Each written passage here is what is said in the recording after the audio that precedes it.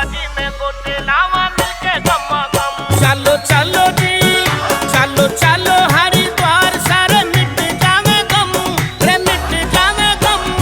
गंगा जी में गोते लावा मिलके गमा गम। गंगा जी में गोते लावा मिलके गमा गम।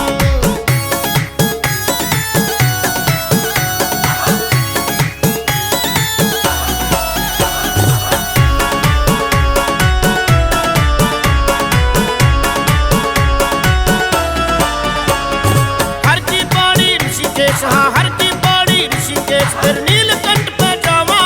कुछ घोड़े का हाल सुना कुछ अपना हाल सुनावा। कुछ घोड़े का हाल सुना कुछ अपना हाल सुनावा। कांधे कावड़ ठाके घोड़े की बोलेंगे बम बम बोलेंगे बम बम। गंगा जी में गोते लावा मिलके गमा गम। गंगा जी में गोते लावा मिलके गमा गम।